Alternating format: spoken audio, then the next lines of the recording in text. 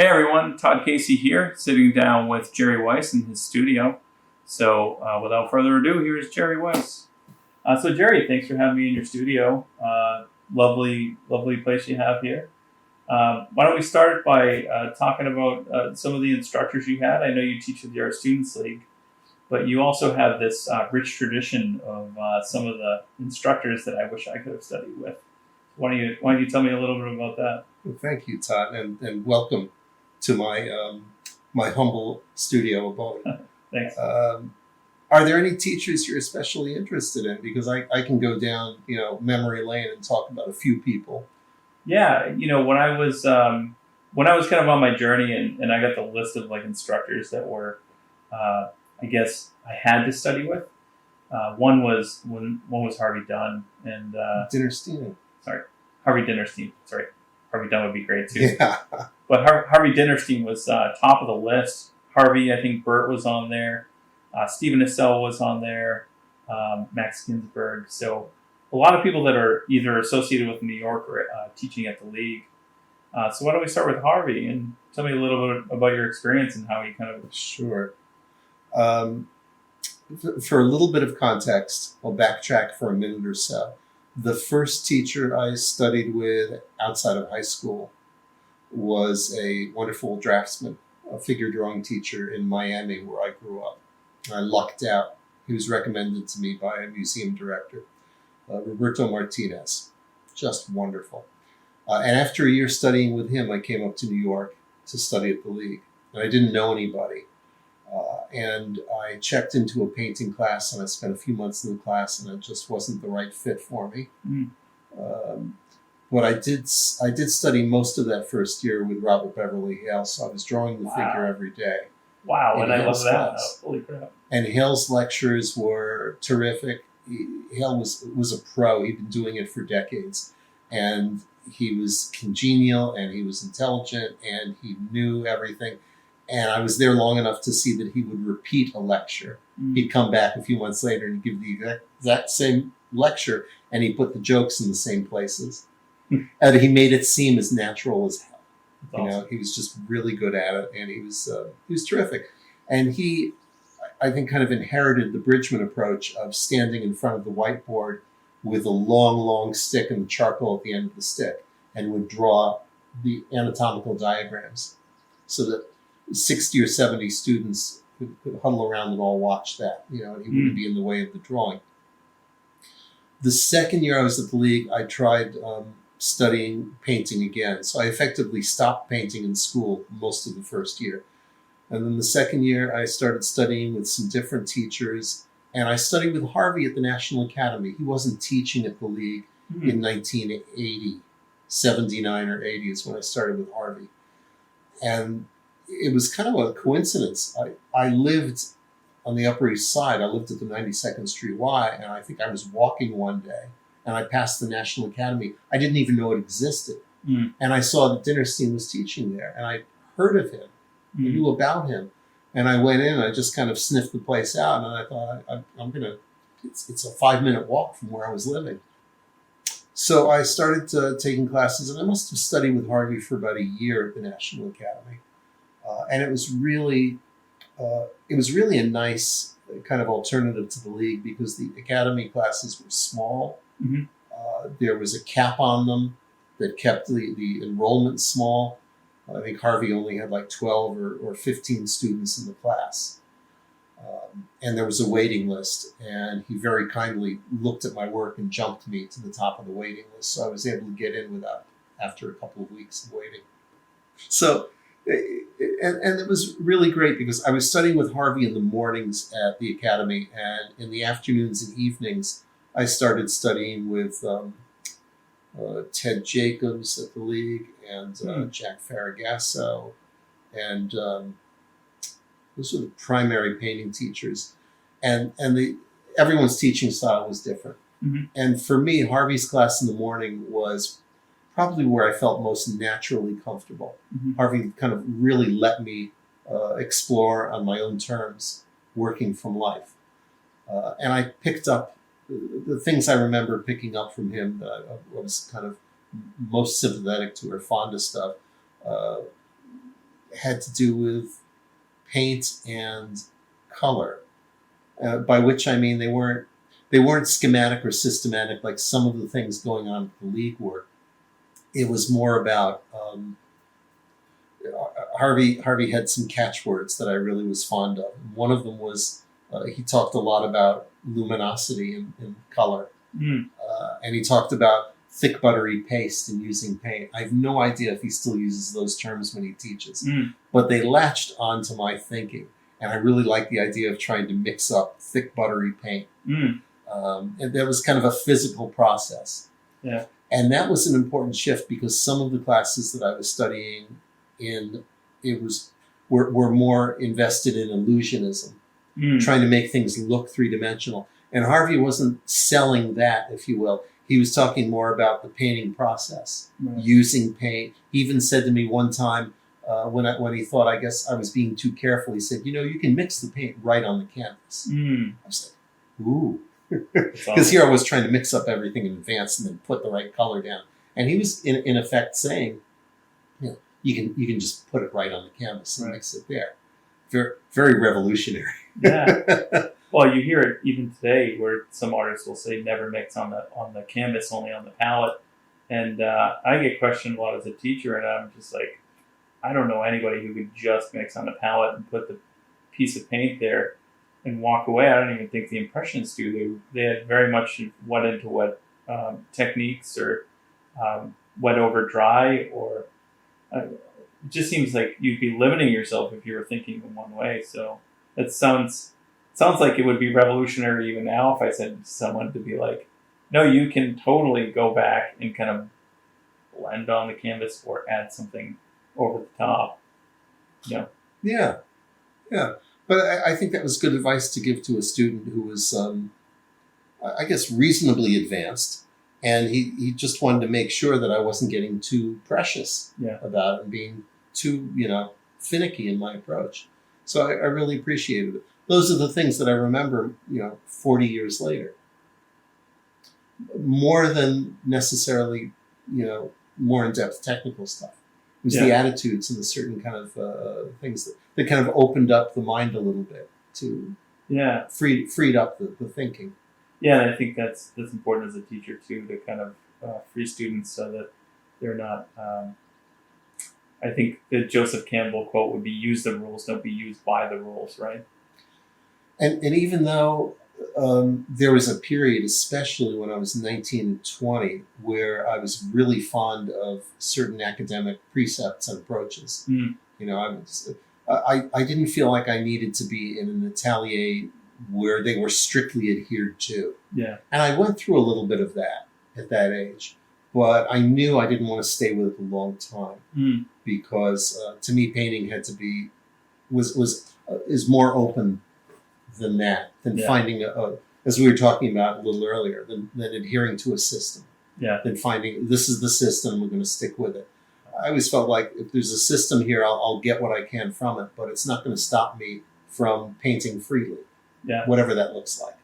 Well, and it seems like the Art Students League, and probably the National Academy as well. I think a lot of people don't know about it now, but they were both these two institutions that were equally as powerful or important, I guess. And I think from our talking previously is that you enjoyed that fact that, you had a instructor over here that would tell you to do one thing one way and then the other one would almost contradict it. And then the student is faced with the difficult task, of course, of putting it together in the middle and saying, how do I do that?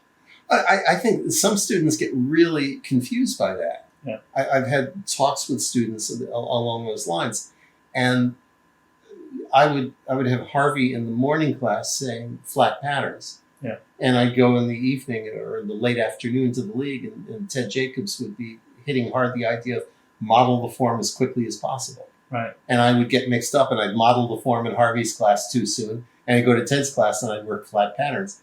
And you know what? It's all good. Yeah. It's not as if, oh God, I have to choose one or the other.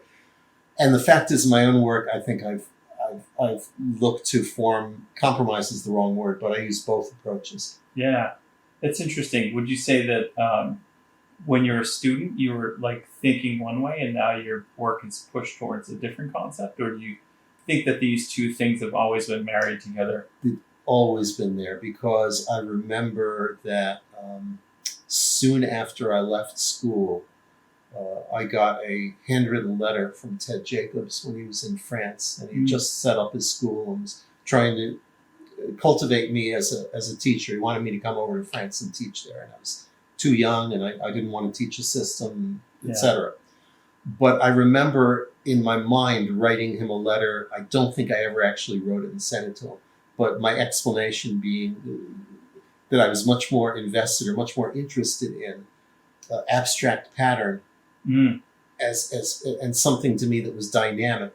Right. That I wasn't. It just didn't interest me to get into right at the very beginning, to get into careful modeling of forms. Right. You know, so I knew I was built differently from early on. Yeah. How that would manifest over time, nobody ever knows. Yeah. You know, but I knew that my interests then probably weren't a heck of a lot different from what they are now. What do you think? When I look at your work, I see. Well, I think your work is gorgeous. First off, but I see like a bit of an influence from like the Impressionists as well. Like the way that you're playing with color. It feels like you're doing perhaps a little bit of the warm light, cool shadow kind of thing. It seems like you're playing more with the paint, where the academic approach is more of like subtle modeling and draw exactly what you see up in front of you. There's a beauty in even your brushstrokes as well. Where do you think that the Impressionists were also part of that too? Because we're in Lime, or Old Lime, or actually your studio is very close to it. Mm-hmm. And I know that's also probably part of the influence as well, even though you did grow up in New York, right? I grew up in South Florida. I wasn't even close. and then came up to New York to study, and stayed in New York for close to 17 years, and then came up to Connecticut when I started teaching in Old Lyme. Your question, there are a lot of different influences. Yeah. And some of them run through more academic veins, and some of them are more irreverent or less traditional. And I could probably identify, a number of different ones that some of them are a little bit eclectic. You know?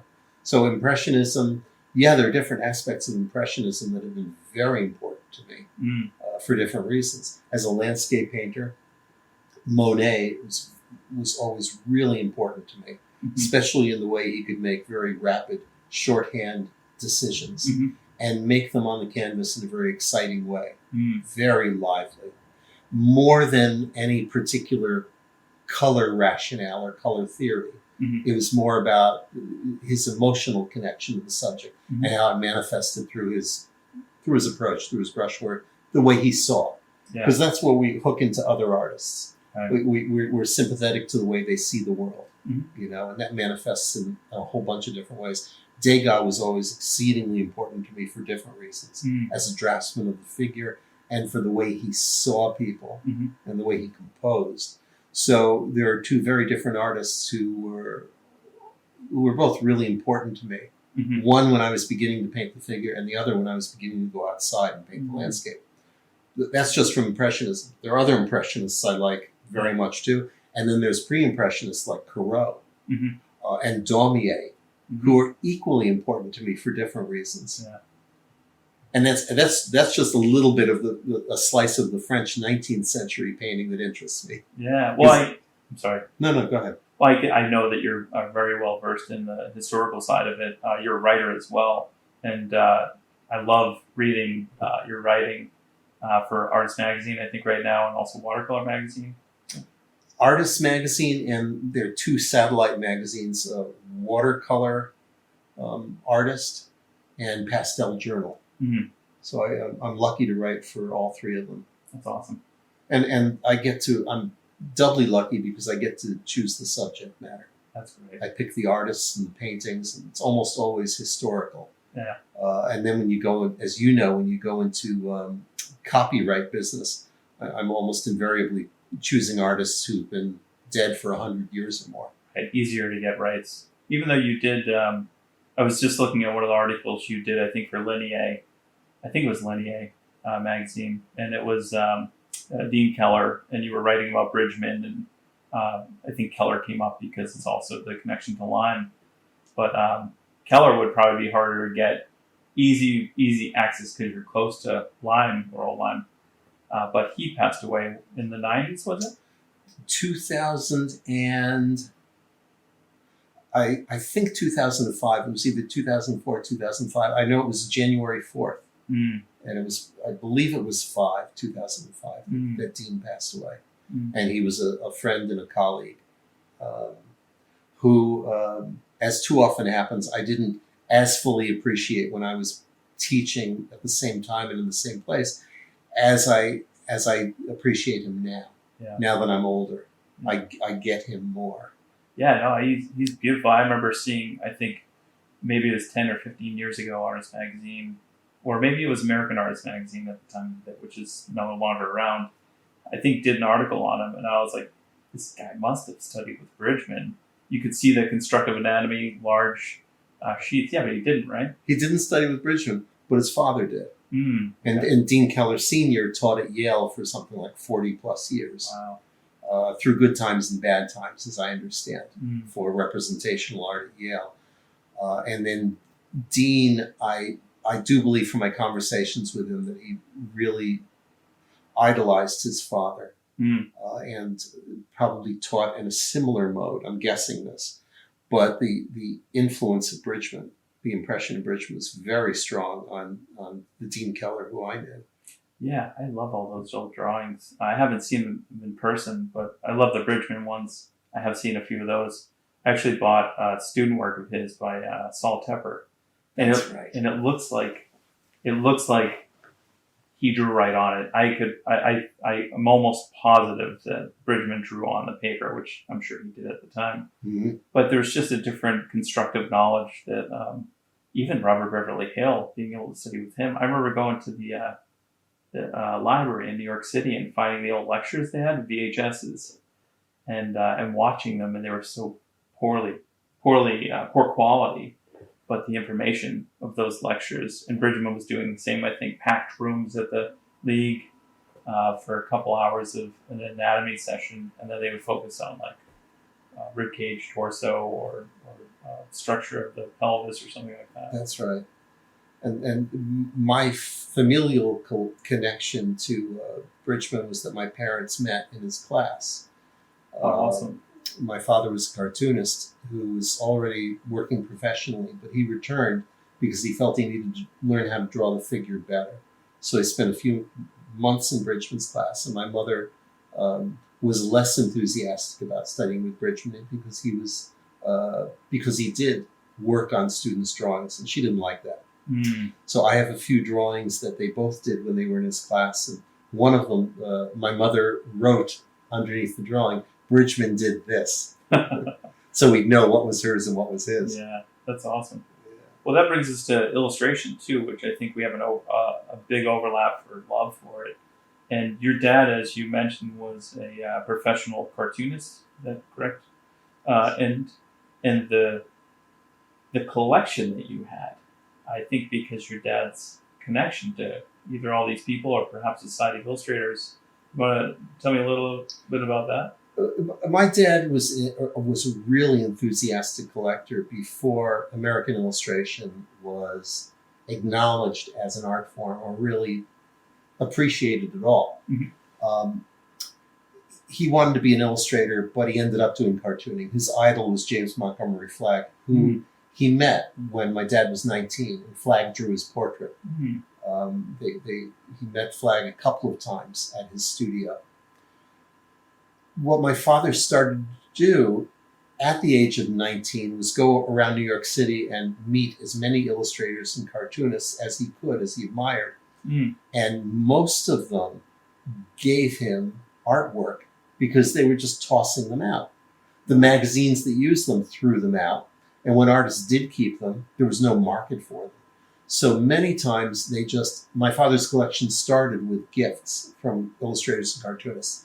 And my dad was clearly very charming and very outgoing when he was 19. Later on, when he started to make a living as a cartoonist, he started to buy illustration. Yeah. And when I say buy, I mean buy really good stuff for $25 and $50 a pop back in the 1930s and 40s. Wow. He bought a Norman Rockwell post cover from Rockwell. I think it was 1949, if I remember my ancient history. Wow. He bought it for $150 from Rockwell. Wow. But he wasn't just interested in Rockwell. Yeah. I mean, he met Harvey Dunn, and he bought two or three paintings from Dunn. Mm-hmm. He had James Montgomery Flags. He had Charles Dana Gibson. He had basically a kind of honor roll of American illustrators. Norman Price, later on Edwin Austin Abbey, and Dean Cornwell, who became my favorite. In fact, I was a teenager when my dad started collecting Cornwell, and I would act as an informal advisor. He would show me a photograph of a painting that was available from a New York gallery or Philadelphia gallery, and he'd say, "What do you think of this?" And I'd usually say, "You have to buy that." Yeah, that's awesome. And I'm just scratching the surface. A lot of J.C. Leyendeckers. Yeah, wow. Um, So how did all this artwork influence you? Because I know you said you had it on the walls, and I think some of it must have influenced me terrifically. But by the time I was 14 or 15, I had reached that wonderful tender age when you're trying to strike out on your own and form your own persona. And part of that meant I really took very little of the illustration seriously. I found fault with all of it. And the primary thing I found fault with was that these were men and women who were drawing and painting commercially. And I just couldn't abide by that. Yeah. Because I was about, what was important to me was maintaining personal vision, not doing an illustration for somebody else's idea. Expressing yourself. And so most of the illustrators kind of, after a while, I had the complete blasé quality of, I grew up around this crap. Yeah. Like, yeah, so what? It was like I was really spoiled in a way. Here it was all around me from the time I was a boy. The big Leyendecker post cover hanging over my bed and this and that. The Cornwells I felt differently about. I really did connect with the Cornwells more because to me they were more painterly. Yeah, you had one of the ones that I'm going to be putting in my book, which is so funny that it's kind of, I guess, come around, which is the couple, I think, sitting on the sofa with the man with his head down and the woman. It's all green, and I mean, you would see this daily, but I've only seen it in reproductions. I think the Kelly collection owns it now. Yes, and I think probably they bought it from my father a long time ago, and probably what resonated with me about Cornwell were the artistic elements was that he really painted well and juicily, and I'm talking about his work in the early 1920s. Yeah, it was confident, and he just made it look really, really good. Yeah, that was before he studied, I think, with Brangwyn, right? And then he studied a little bit with, I think, Nikolai Fechin when Fechin finally came over. Yes. But that period is my favorite Cornwell as well, the 20s and 30s into the 40s. And then it became a little more flatter. It becomes more mechanical, I think. Yeah. Outlined. I think he was trying to be a muralist. Yes. Yeah. And it goes in a different direction, which happens with most of us. Right. But that period, I think, is really interesting. I think also there's a Harvey Dunn quality to the early paintings. Yeah. Well, the quote, I think, was that he was Harvey before he was done. So I think he was flying a little too close to the sun, where he was looking just like Harvey Dunn at the time because he had studied with him. And then I think somebody had to have a conversation with him to say, maybe you want to paint it or take it somewhere else. But I think another aspect of what I liked about him without even fully comprehending it is that he was often painting his subjects in a kind of I don't want to put too much baggage on his work, but there was a kind of emotional content to his figures, a kind of cloudy content that it wasn't like Hayden Sundblom or Andrew Loomis, Mm-hmm. where everything was kind of calendar perfect. Right. And everybody was kind of smiling and happy, and Santa Clauses. Cornwell's figures looked, as often as not, they looked miserable. Yeah. And he got away with that. He not only got away with it, he was paid at his height $100,000 a year, Wow. I think by Hearst, just to keep turning out illustrations. So somehow he got away with this kind of these strange subjects of these very kind of ambiguous and often distant people. You know, men and women, when they were in the same room, like in that painting you're referring to, they're not really connecting with one another. Yeah. They're kind of looking off in different directions, and neither of them look very happy. And I think Yeah. there was something about that intrigued me. I think he has that in a lot of his work too, a feeling of separation where the two figures, they're not even looking at each other, but there's like an awkwardness to it. So Cornwell was actually referred to as the dean of illustrators. So before Rockwell was big, Cornwell was kind of like the guy, right? I would think it was kind of Cornwell and Leyendecker. Yeah. And then before them, Gibson, who didn't work in oil, but was pen and ink. Yeah. And also pen and ink. Flag was very big. Mm-hmm. They were all New York artists too, right? Up in like either New Rochelle or... Flag had a New York studio. Cornwell, I don't remember if Cornwell was in New York. I think Cornwell had a New York studio, yeah. Yeah, I think he was. And Leyendecker did move to New Rochelle.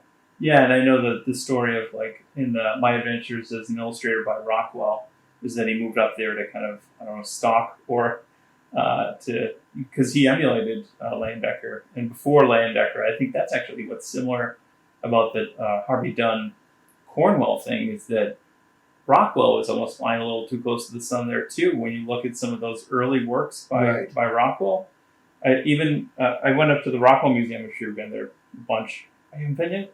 Oh man, it's worth it. Like I said, I keep a lot of the old illustration at arm's length. That's true. But so if you go up there, I saw one of those old shows, and you could see his early work, and I was like, "That's a Rockwell." Wow.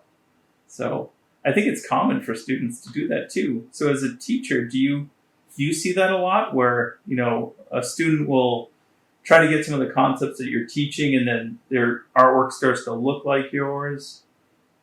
Is that helping much? I think the reason I'm hesitating on that is because I don't think I'm usually conscious of it. So in a way, part of what I'm saying is I'm not trying to cultivate that. Yeah. I'm not expecting or consciously desiring students to work like me. Right. It's always a touchy thing, as a teacher, because subconsciously we respond if somebody is listening to us and beginning to paint like us. Right. It confirms what we're doing. Right. It seems like they're getting it. But you got to be really careful about that because there's also something very, very weird about cultivating a bunch of mini-me's. So I don't think I see it often. At least I'm not aware of it. Yeah. And if it does happen and I do become aware of it, it depends on what level the student is at. But if they're working at a high level, regardless of whether they're working like me or not, I like to kind of encourage them to go elsewhere. Yeah. Not to get too comfortable in one Take class. them out of the bird's nest. Yeah. It's hardest to do that if the student is also a good monitor who's been with you for a long time, because they become kind of irreplaceable. Yeah. Not only are they doing good work, but they're running the class for you. I think that's actually an ode to that way of thinking too, of like, you should have more than one teacher, and you shouldn't look to be just being part two of that person. I see that way too much right now with contemporary work, where people are looking to be part two of the person. They paint the same exact thing. They get the technique down, and then their artwork is the same subject matter and everything. And it baffles me that, almost like as kids when we come into art, we have nothing thrown on us at that time, and it's just whatever is of your interest. And then sometimes when we go into schools, we actually narrow our focus, and we're taught what is supposed to be good and bad, rather than sounds like you're men of integrity, of like keeping the honesty of your interests in the things that you want to do. Teachers I liked, I generally didn't stay with for more than a year because I didn't want to. And it was inevitable. When I was studying with certain teachers, that it was inevitable that superficial characteristics would get into my painting. Right. That other students knew who I was studying with because you could tell from the style. Yeah. But I didn't stay with this wonderful drawing teacher, Roberto, in Miami for more than a year. Mm-hmm. I left that to go to New York. I didn't stay with Harvey for more than a year. Mm-hmm. After I left school, I came back for half a year or so just to study with Mary Beth McKenzie the first year she taught because I was interested. I had known of her work beforehand. Yeah. Harvey had actually introduced me to her work when I was studying with her, and I respected her a great deal. So I was curious to study with her for a few months, and I did come back to school just to be around her. In retrospect, I don't know if it's fortunate or not, it's just the way it was. I didn't really go to study with teachers in order to emulate their way of doing it or in order to get direction. I was really self-directed. And I was going to teachers to learn a little from this person, from that way of thinking, and integrate it into what I already kind of had a sense of what interested me. Mm-hmm. So that's not to say a lot of students, I suspect, go to school with the idea of, I'm going to do 2 or 3 years of this rigor. It's like, I have to draw the model. I've got to study this or that, and then I can do my own thing. I really enjoyed it. Mm-hmm. Whoever I was studying with, it was always interesting to me. Mm-hmm. But I also knew that it wasn't, there was something more out there, that I had to do my own thing. Yeah, I think sometimes it's best. It's almost like where a lot of, even in writing, you hear it, where Robert Frost, the famous poem, I took the road less traveled by, and that made all the difference. You have to go into the forest at your own path, and you know when you've had enough. At least I know I did, training. And then you're just kind of like, I always had this urge to be like, okay, I just need to dump it all out, but I can't listen to somebody else telling me what to do anymore. I need to figure it out, which I think is what I'm trying to say with all the writers too. They're saying you need to be the one to figure out the last step. And that's the hardest of them, to put it all together, but find you at the same time. So you're not stuck waiting to find out what to paint, almost, in a sense. I always tell students that when I left school more or less at 21, and then as I said, I came back at 23 to study with Mary Beth for a little bit. But when I left school at 21, it wasn't because I learned everything I needed to learn. It was because I got tired of painting setups that other people were setting up and sharing the model with 30 other students. Yeah. And when you say, all right, I have to work on my own, you're opening up something much more difficult. And I'm not speaking about just the concepts, because my concept was very simple. Just draw and paint people. Yeah. Sit them down and draw and paint them. In the same kind of conversational way that you and I are talking now. That's how painting would look to me. Yeah. To have that kind of ebb and flow working with a model. What was difficult was the practicality of getting the models and figuring out, where am I going to work. That's why I started doing more landscape painting, because I could just drive around and find the model. Yeah. Free models. But that was really, and continues to be in a way, the most challenging aspect. When you're in school, it's provided for you. Right. Not only do you have the teacher coming around, but I think there are students who just come to class because it's a model and it's much more affordable than hiring your own. Right. But it also keeps you locked in to that school mindset. Right. Yeah, no, I think that's an important thing to bring up. So where do you see yourself today with all this? You had Harvey, you had Seth Jacobs, you were inspired by the Impressionists. I'm sure you're continually inspired. I know you and I, first time we met up, went into the Florence Griswold Museum together. I'm always continually looking. I'm sure you are too. So where are you with your work today, and where do you see it going? And I hope that's not too deep. Oh, it's not too deep. It's just that It's too broad. it's just that I'm not sure I know how to answer it. So I guess where are you? Where are you with it all? I think probably if I'm going to lean on somebody else's description of the process, it would be what Degas said, and that is an artist finds one little spot in the backyard Mm-hmm. to set up camp and continues to dig in that one place. Mm. And I think there's some irony in Degas saying it because as a technical artist, he was extremely experimental. Mm. Even if his subject matter and his interests were, I was going to say rather narrow, but they weren't that narrow. Yeah. He kind of took in aspects of all of Paris with his work. So probably I'm doing a variation on that, which is I've not with any preconceived notion, but seem to be sticking closely to a few different ideas and reworking them again and again. And if you come at your work out of habit, or if you do it by rote, or if you have the misfortune of being financially successful, Mm-hmm. then you can repeat yourself without and kind of descend over the years. You keep repeating the same theme, and the life begins to go out of it because you've done it hundreds of times and it becomes dull. Right. If, on the other hand, you continue coming back to a similar idea over and over again because you're constantly refreshed by it, Mm. and you find it interesting, and you find variations on a theme. Probably the most popular example when you talk about that is people drag out the fellow who did all the bottles, Morandi. Mm-hmm. Morandi doing the same still life essentially for 30 or 40 years. If you come back to it and you're constantly interested, then you can do it for several lifetimes. Yeah.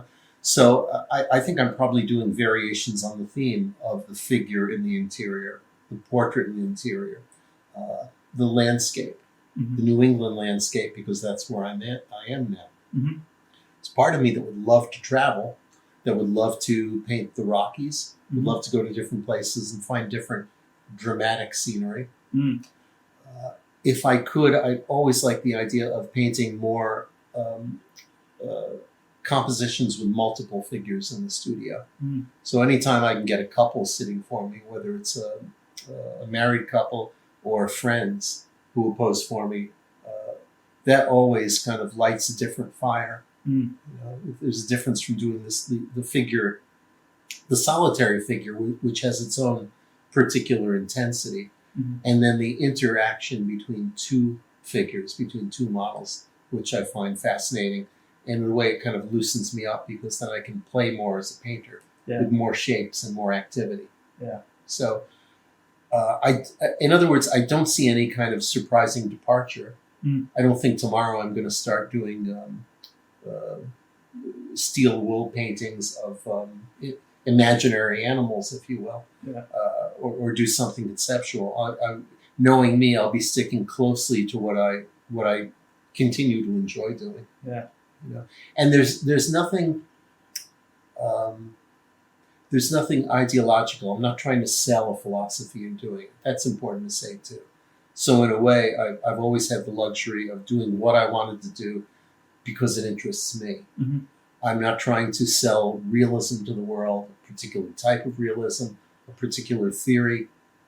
It's just leave me alone and let me do my thing kind of thing. Yeah.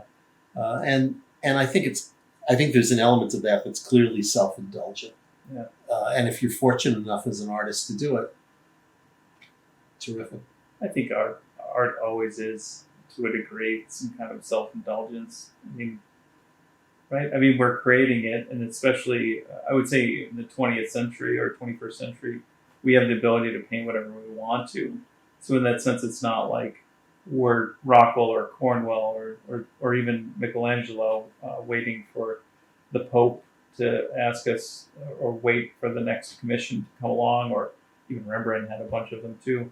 But in that sense, it's kind of like it seems like that's where a lot of realistic art went in the 21st century, is self-expression. Something like the Art Spirit, which is a fantastic book, talks about things like that, like doing it for yourself. It's almost like also the idea that the artist must be broke and kind of live for their art, the romantic side of it. Starving artist. Yeah, the starving artist seems like it came around around the 19th, late 19th century and 20th century. Probably. Yeah. Very romantic idea. I think it's interesting that these two kind of dichotomies are playing out right now in these two different, very impressive shows at the Met. You have, on the one hand, you have this wonderful show of Florentine portraiture, Mannerists' work, Pontormo and Bronzino, and it's all commissioned work. It was all work that they were doing; they were getting paid for.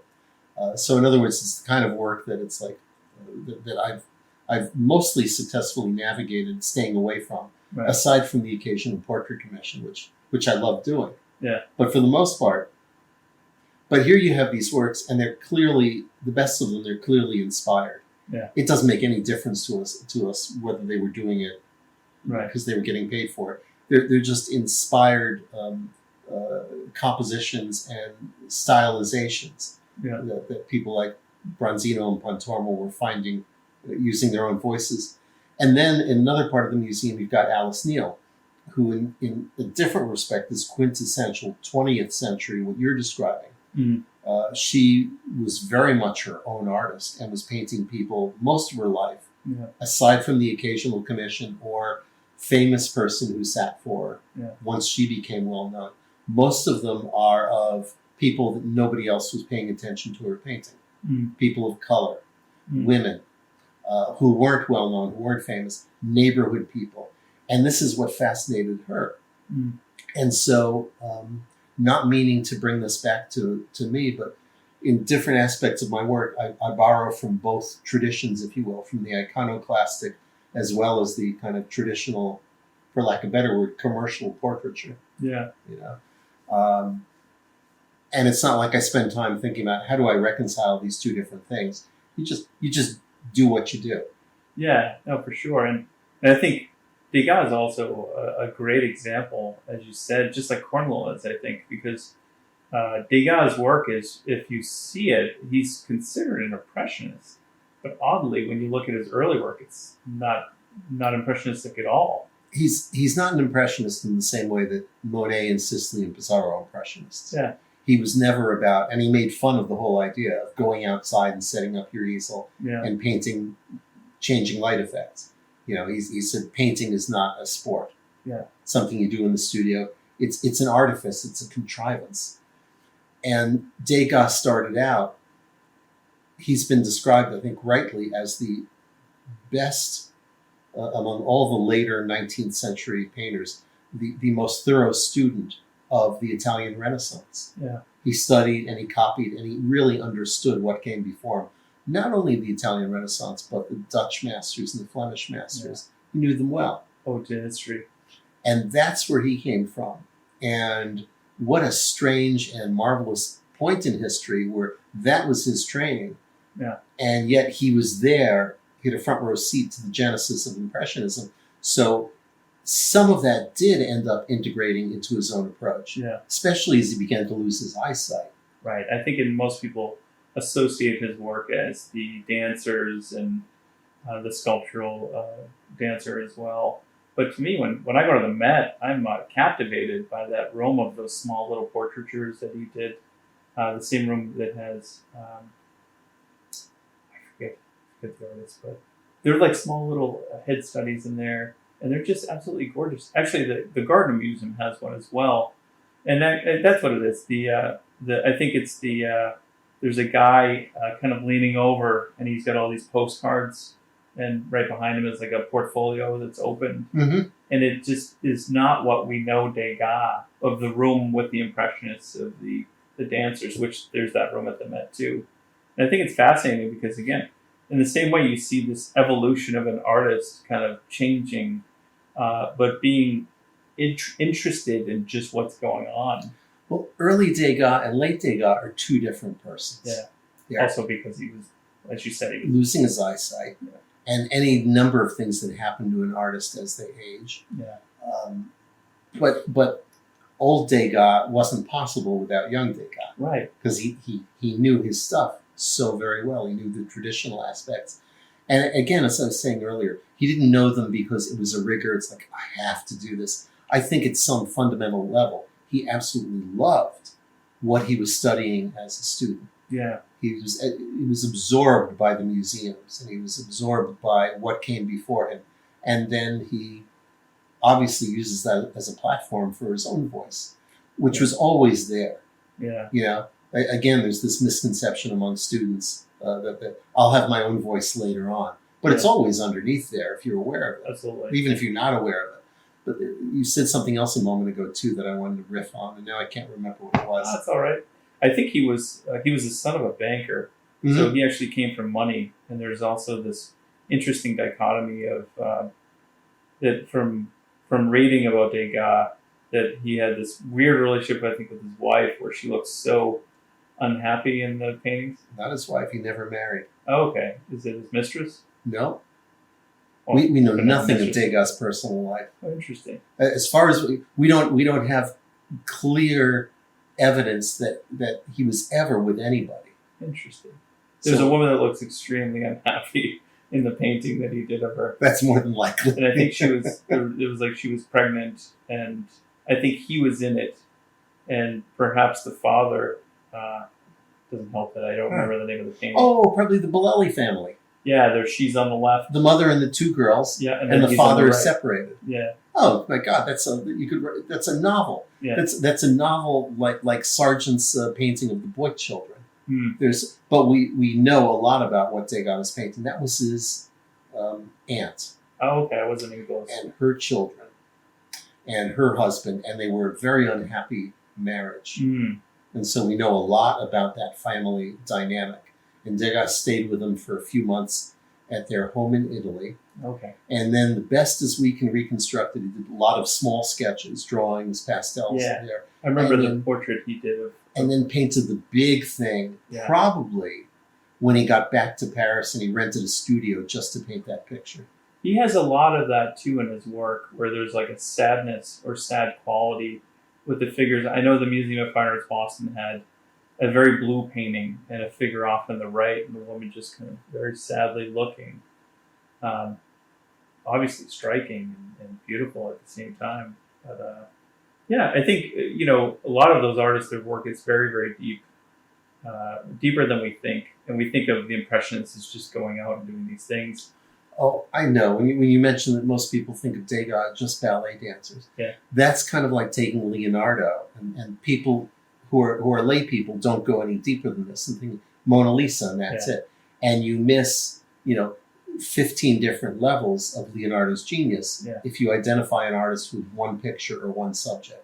Even at the Louvre, like I remember at the Louvre, I went to go see the Mona Lisa because I'm like, where is it? It's obviously under glass. You can see the line forming. But as I was trying to get to it, I was like, I just passed like 5 Leonardo da Vinci's on the way, and they're all gorgeous. So I had to like stop. And then by the time I got to the line, it was so long I didn't even wait. And it was under like 6 inches of glass, and you couldn't even get that close. It's crazy. People are very suggestible. Yeah. If you tell them something is important, and they all go to that, it becomes a fad. Well, it's a form of priming, right, in psychology. That if you say, like, go, I think we see it at the Met a lot with Madame X, where everybody wants to go see that because that's the one John Singer Sargent painting that you have to see. Mm-hmm. But then there's also, like, the Sunflowers by Van Gogh and the Cathedrals by Monet. And that's it. You can leave. Right. But there's so much more in the Met that could lead you to many new artists that you probably never heard of. The context for each painter is fascinating. It's not just the paintings that we might latch onto because they're famous, but it's the context of where they came from and how the artist got there. It's fascinating. And that's what's fascinating for me about writing about it. So it's not just the drawing of the painting itself. It's what was the culture like that was committed during. Yeah. How did that come to be?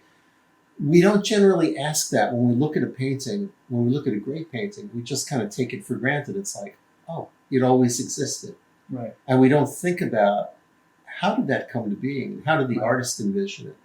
Yeah, and I think the Impressionists were actually probably not the first, but putting almost like art and ideology, a lot of things happening at the time historically were in their paintings with the increase in colors that they were using because of the French Industrial Revolution, where they were starting to switch over from, some colors into new ones, and then the ferrule was developed on the paintbrush, and you even see hats like bucket hats because they're starting to go out. And Monet was out painting with Boudin, was it? And plein air painting was starting to become its own thing, which was an aspect of French academic. And even like the standing French easel that we use, I think, was around that time. So you see a lot of cool technology at the time. And then that's also another reason why they were going outside, because they had all the tools. Pigments weren't in paint bladders anymore. They finally were in metal tubes, and you can actually be portable with it. So it's fascinating to me. I actually took a class in grad school for art and ideology, which we were taking philosophical movements and putting them in with art at the time. And you could see that there was always a play between them.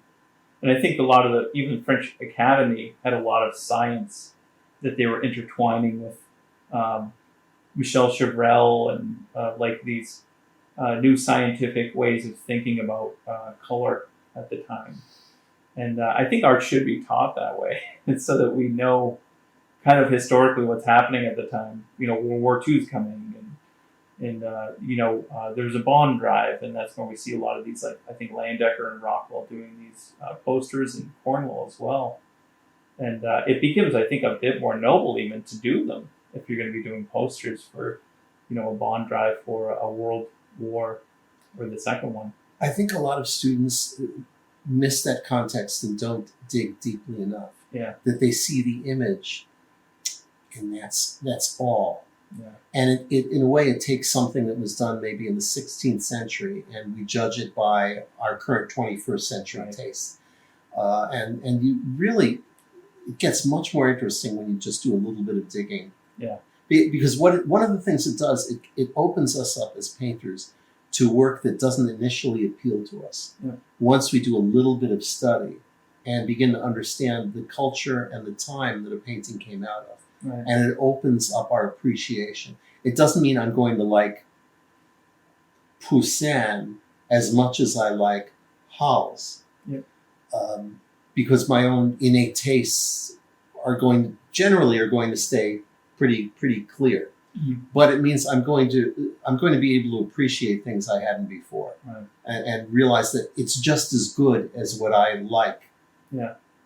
It might not be what I want to do, and I think that's very important. Otherwise, I think so many young painters, it's like they're Sargent and they compare everything else to Sargent. Yeah. And you're only as good as you're close to Sargent as a painter. Yeah. And that becomes, you used the word earlier today before, myopic. Yeah. It becomes a very myopic way of looking at painting. My standard, for me when I was younger, was Degas. Right. And you're only as good as you are close to Degas in drawing and in sentiment. And that's a really, either way, it's kind of a bizarre. Yeah, for sure. And I think the kind of impressionistic way to look at it would be Monet or Sargent. And then the academic would be like Bouguereau. Like I just hear this overly love for Bouguereau. And to me, it's probably the biggest yawn fest art. Beyond the technical side of it is then when I go, it's pretty boring. I've always found it pretty boring. Not all of it. I do too. And I realize that in traditional circles, that's heresy now, because he's become... I think there's certain traditional 19th century painters who've just, in the last 30 and 40 years, have really ascended. Yeah. Who've gone up a lot. And it's pulled good painters and second-rate painters alike up as the water's risen, as the level's risen. And I think a lot of it as being subliminally related to cultural issues and financial issues. Yeah. When Bouguereau was painting, there was criticism of him, I think very, very accurate criticism, that his was the painting for oak-paneled men's private salons kind of thing. Right. And I think that's the kind of thing that resonates too. I think there's something very, if you will, kind of culturally conservative about it, Right. that people long for. Yep. There's a sentimental aspect, but I also think part of Sargent's popularity has been the implicit sense of financial success. Yeah. People he's painting and the way he's painting plays to a sense of immense wealth and immense respectability. Right. And people, I think, are very attracted to that. And insofar as people gravitate towards that, I tend to go the other direction. Yeah, no, for sure. Because while acknowledging Sargent's high level, Yeah. while acknowledging how good he was, it's the other parts that I think people are attracted to that I find suspect. Yeah. I think he also has that romantic aspect as well, which is that he never married, he didn't have kids, right? And that he painted for himself. Well, not so much always for himself. He did a lot of course, portraiture. Which he said he abhorred. Yeah, but then he eventually probably got enough money where he could just do whatever he wanted to. And that seems very romantic, where you get to that point where you could just, he went out apparently and studied with, or I don't know if he studied with or sat at the feet of Monet and said, show me what you're doing, because it's beautiful. And one of the things that Monet said at the time, I think, was he wanted to use his palette. And he said, where's your black? He was like, I don't have black. Right. He's mixing his own. So right. Fascinating. But yeah, I think he's like one of the most romantic painters that we can think of out there. So one of the things also, I didn't realize you had such a love for Degas. I absolutely love Degas too. His earlier work, I don't mind the dancers and all that stuff too. But I also love that I think you posted something about how you were inspired by Degas and did a version of his painting. You and I had a quick dialogue about it. Because what I find these days is that sometimes an artist will find an old painting, and it used to happen pre-internet a lot more, I think, where you would find a painting not really inspired by, but they would actually take and do their version of it. And you see elements of it throughout art history, almost like an ode to somebody. But in the way that you showed it was more of like, here's how I was inspired by it, but it doesn't look like the painting. And I think that's the correct way to do it, because the other way to do it, I think, is flying way too close to the sun. Do you want to talk about that? Yeah. Never my interest to emulate another painter, but rather to let my, if you will, my sympathetic way of seeing, right, to allow that to happen. Mm-hmm. And again, I'll go to Degas for this great quote. Supposedly the first time he saw one of Mary Cassatt's works, he said, "There is someone who thinks as I do." Yeah. And I think that's what happens with artists. We kind of stand up and we see a work and we say, "Oh, yeah, oh, absolutely." So I felt that way for a long time about Degas' figure and portrait work. I identified strongly with much of it, and I felt that way about Raphael Sawyer's work. He's a New York figurative painter. And it's never a question of trying to copy them, but it's more of, especially when I was young, asking myself, what would they do in this situation if I'm struggling with a painting? It's more about the kind of feeling or the way of seeing that makes an impact. It's like, yes, I understand that, and it's similar to the road that I'm interested in traveling. Yeah. Never, I want to travel the same road. Yeah, I almost feel like some artists will see it as a blueprint. And if I change the objects out of it and put my objects in, then it becomes my painting. And it just seems like you've taken the idea of putting a picture together out of it. Cornwell actually had a great quote where he said, "Be inspired by the ideals of the masters, don't do versions of their paintings." That's terrific. Yeah, and I think I see it quite too often, and I think it's almost like when you hear like a song, like a hip hop song, and you go, "That's David Bowie," that you just copied and now you're rapping over it, right? And the new generation may not know who David Bowie is, but for those who know who David Bowie is, you're just like, what's the garbage over that beautiful song that David Bowie did? And it's fascinating because once you come around later, I don't think this everybody would have this reaction. But once you come around later and you realize, wait, David Bowie made the song. They just took the lyrics and then did rap over it. Then you kind of lose the love for it a little bit. At least I did, growing up with hip hop. But well, then you get into this whole appropriation business, which is another interesting controversial topic about when is an artist copying, when are they just appropriating. You want to talk about that a little bit? Yeah, starting with the Degas you brought up earlier. There was, in particular, this head that he did of a young woman, of a girl, which I saw in a book when I was a teenager, when I was starting to paint, probably 12 or so. I first noticed it. And it lodged, and it's still there. And when I revisit the image of that painting, I appreciate it more fully now than when I was a kid. Yeah. But it's no less miraculous to me. Yeah. And I've probably done one or two paintings where that was in the back of my mind. Not only did I want to copy it, I'm incapable of copying it. Yeah. I couldn't if I wanted to. I can't paint like that. But it serves as inspiration. Yeah. Not only technically, but emotionally for what's unspoken, for what's inside that picture. And it's interesting to me that Bert Silverman has actually written about the very same painting, about the same Degas, and that he gets that kind of very profound read, that very profound influence from it as well. Appropriation is, that's a loaded word. Yeah. And it comes up a lot in art, in music, and in visual art.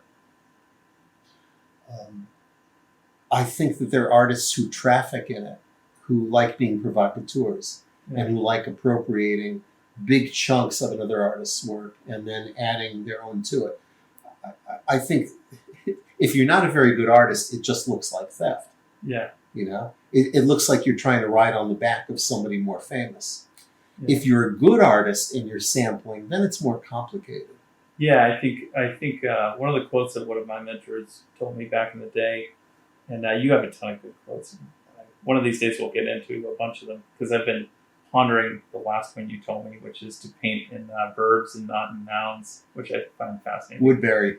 Is it Woodbury? Yeah, Woodbury. He told the students that. Gertrude Fisk remembered him saying that. I Googled it, and Elaine de Kooning came up too. Really? Yeah, and it's something similar, but it's not exactly the same. But I think it's fascinating because I think it reminds me of kind of like what Cornwell and those guys were doing at that time, which is right before the action is the moment that you're trying to get the suspense of the audience and then paint that picture. When I do my still life paintings, I try to talk about that too, kind of implying that perhaps somebody was there or just walked out of the scene. It's very, to me, the Ralph Lauren aspect, which is tell a story, but make it interesting and engage the audience in that sense. Like if you're going to put a knife in there, put a sliced lemon, and then it shows that somebody just cut it open. You walked into the scene, or a martini painting with some fruit that's cut up right about to go into the glass. Yeah, I'm gonna find that quote. I'll remember it. Mm-hmm. So who are some of the other artists that also you're inspired by? I know we've talked about like you and Uglo and Lucian Freud. Do you have I'm sure this list is always changing as well. It was fun when I was in school because the list was changing week to week because you discover new people when you're 20. And now it's pretty much, nobody new from the past. I know everybody from the past. Yeah. There are contemporary artists who pop up on the screen who find interesting. I present Uglo and Freud as being kind of a continuation of the romantic versus neoclassical dichotomy that's been going on for hundreds of years. Yeah. To my mind, two of the best figurative painters out of England from the late 20th century, and they represent two completely different, the hot and the cool schools, if you will. Well, that's also what we're talking about, like a lot of difference between the two, but also somebody should dig in to find out what those were, right? Of like where they're coming at from their art, and it becomes even more fascinating. Yeah. I mean, it starts just with picking up a monograph and seeing the work when an artist was young, and then watching the evolution. Yeah. And then if you're interested, you dig a little bit deeper and you read about it. If you get too deep, you start reading about the personal life, and we don't always need to know about that. Yeah. We think we need to know about it to flesh out the work more. But the truth is, I rather admire the artists who said, people like Klimt and I forget who else said it, saying, you don't need to know anything about me. It's all in my work. Yeah. Hiding behind the work is That's great. A lot of artists. I mean, my interest goes back to the Renaissance, to particular draftsmen and painters of the Renaissance, and runs through the Dutch and the Flemish, particular artists from the Rembrandt from the Dutch Golden Age. Michelangelo was probably the first old master that I was looking at, to go back to the Italian Renaissance, the way he drew. I was looking at before I was painting.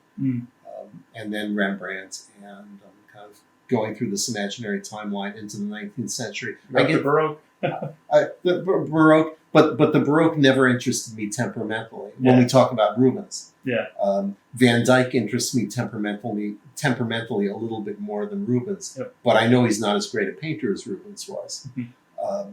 And then I get stuck in the 19th century because there's so much in the 19th century that fascinates me.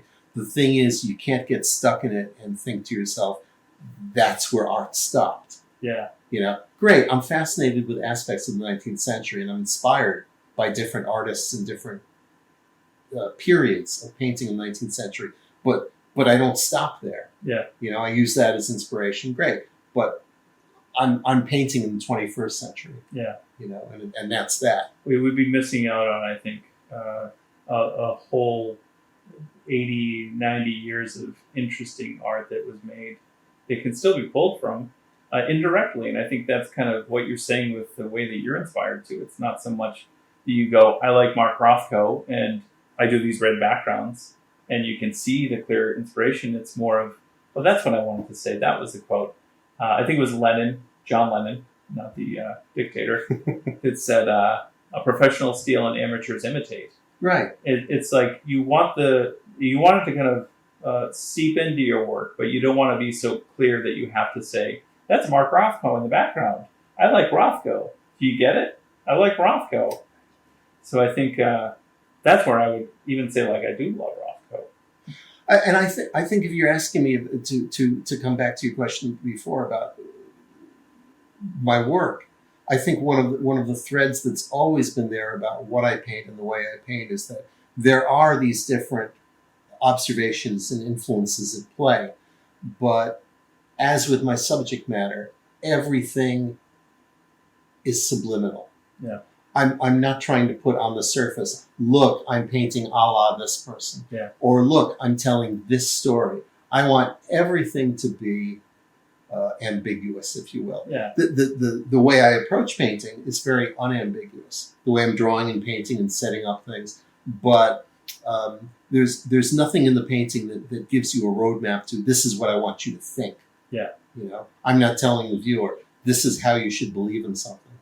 What I'm doing is I'm giving my observations of what interests me, period. And then people build whatever they want to build around that. People will, even if you did tell them, like, look here anyway. God, they will. And sometimes if you're a control freak, well, that drives you nuts because people will see stories that have nothing to do with what I was painting. And unfortunately, you have very, very, or more accurately, no control over that. Cool. It's been awesome chatting with you. For the audience, you teach at the Art Students League, right? You also teach online. I think they're doing Zoom classes. And God, it was so good having you here. Yeah, great chatting with you. Thank you. Thanks for taking the time. What a pleasure.